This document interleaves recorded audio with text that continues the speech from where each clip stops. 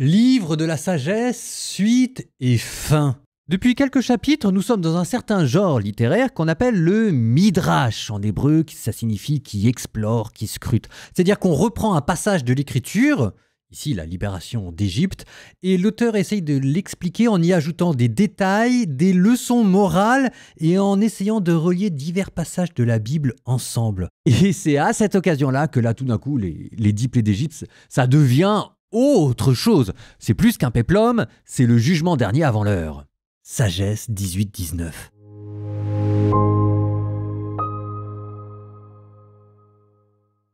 Pour tes fidèles, au contraire, c'était une lumière magnifique. Les autres, qui entendaient des voix sans voir de forme, les disaient bienheureux d'avoir échappé à ces souffrances. Et ils les remerciaient de ne pas se venger après tant de mauvais traitements et les suppliaient de partir. À l'inverse, tu as donné aux tiens une colonne de feu, guide pour un voyage inconnu, soleil bienveillant pour une migration splendide.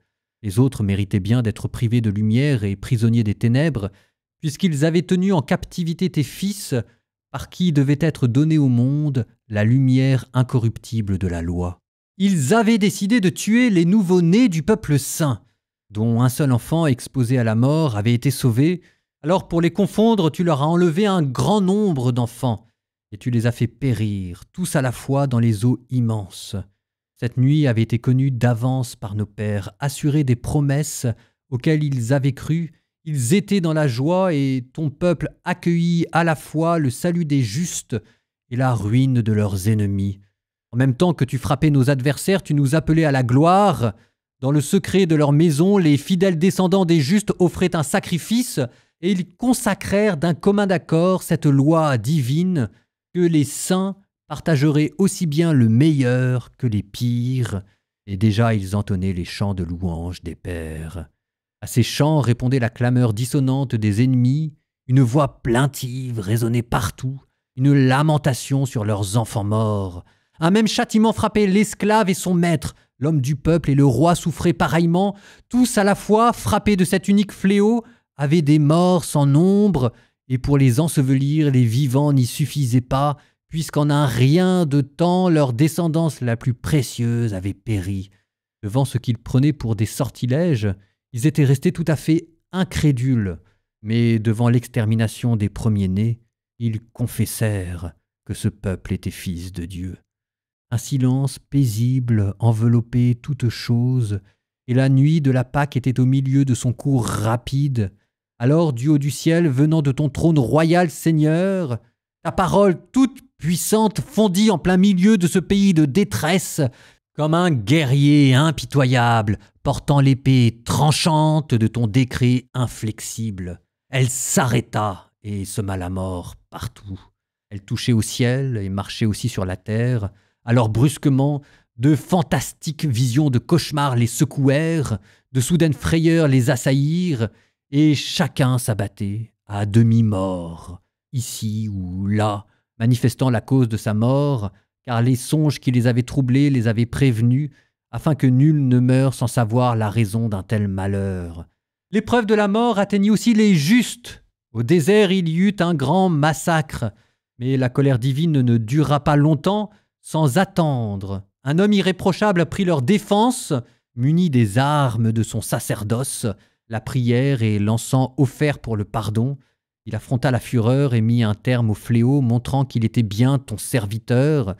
Il triompha du courroux non par sa vigueur, ni par la puissance des armes, mais par la parole. Il fit céder le vengeur, en faisant mémoire des serments et des alliances de nos pères. Comme déjà les cadavres s'amoncelaient, il s'interposa, repoussa la colère et lui barra le chemin des vivants. Sur sa longue robe sacerdotale figurait l'univers entier. Le nom glorieux des patriarches était gravé sur 4 rangs de pierre et ta majesté reposait sur le diadème de sa tête. Voilà ce qui fit reculer l'exterminateur. Voilà ce qui le remplit de crainte. La seule épreuve de la colère avait suffi. Mais sur les impies, une fureur implacable s'abattit jusqu'au bout, car ce qu'ils allaient faire était connu d'avance. Après avoir permis aux tiens de s'en aller, et même pressé leur départ, ils changeraient d'avis et les poursuivraient. Comme ils étaient encore en plein deuil et gémissaient sur les tombes de leurs morts, il leur vint une autre idée absurde. Poursuivre comme des fugitifs ceux qu'ils avaient suppliés de partir. Une juste contrainte les poussait à cette extrémité, effaçant de leur mémoire les événements passés. Ils porteraient ainsi à son comble le châtiment par un supplice qui leur manquait encore. Tandis que ton peuple ferait l'expérience d'un voyage extraordinaire, cela trouverait une mort étrange. La création entière dans sa propre nature était remodelée au service de tes décrets pour que tes enfants soient gardés sains et saufs. On vit la nuée recouvrir le camp de son ombre. On vit la terre sèche émerger là où il n'y avait eu que de l'eau.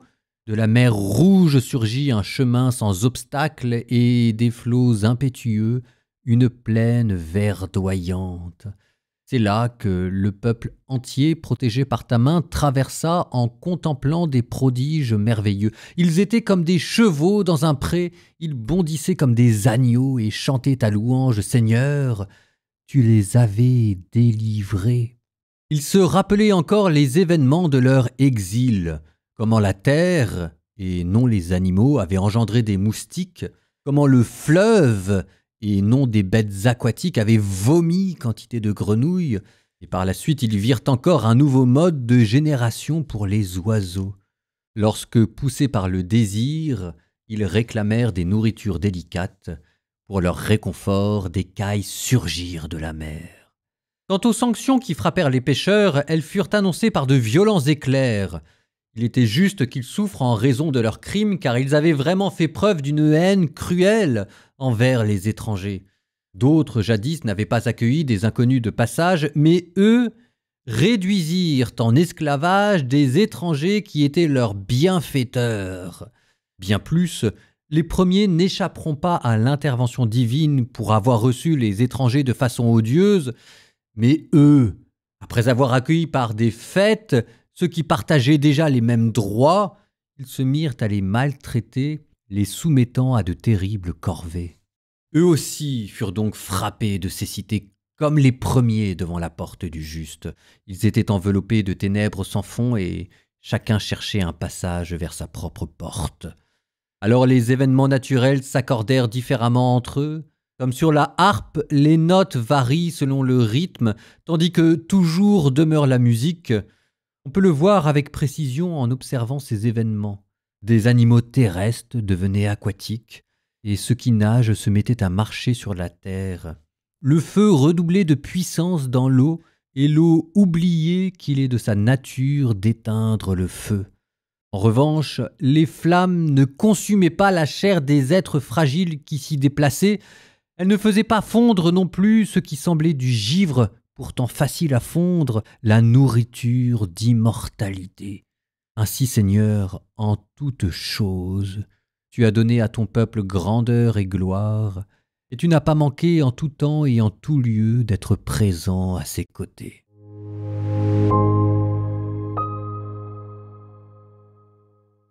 Peut-être qu'avec mes commentaires, maintenant, vous voyez mieux le tour de force. C'est ce que je vous disais, vous avez vu comment est-ce qu'il arrive à mélanger des passages historiques, le passage de la mer Morte, la première Pâque juive, d'une part. D'autre part, il mêle dedans une analyse psychologique. On a vu comment est-ce que ces miracles de la nature s'appuyaient sur la culpabilité humaine pour la ronger de l'intérieur. Ça, c'était l'épisode précédent.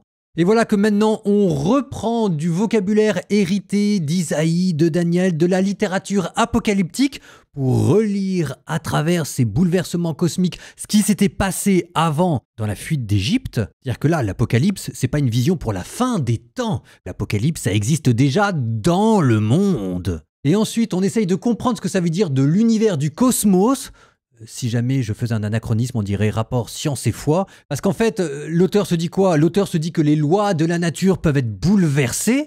Alors on vous parle d'éléments qui se métamorphosent, l'eau qui peut oublier son pouvoir d'éteindre le feu, la flamme qui change de nature, la création tout entière qui se plie aux ordres de Dieu. Ça, c'est une investigation philosophique et rationnelle de l'univers. Ça, c'est ce que je vous avais dit la dernière fois. Tiens, d'ailleurs, j'en profite pour aller un tout petit peu plus loin. Parfois, je vois mes commentaires qui disent « c'est Dieu qui va bouleverser les lois de la nature ». Alors, ça mérite d'être dit. Le concept des lois de la nature, il faut faire attention. Alors, il y a une origine biblique derrière ce concept de loi de la nature. Vous sentez que le mot loi, vous êtes dans une conception judiciaire de la science. C'est Dieu qui donne des commandements à la nature, tu dois agir ainsi. Simplement, ce que la science a fait après, c'est qu'elle a mis de côté l'origine divine de ces lois pour ne les étudier plus qu'à travers le prisme des mathématiques. Je suis prof de maths.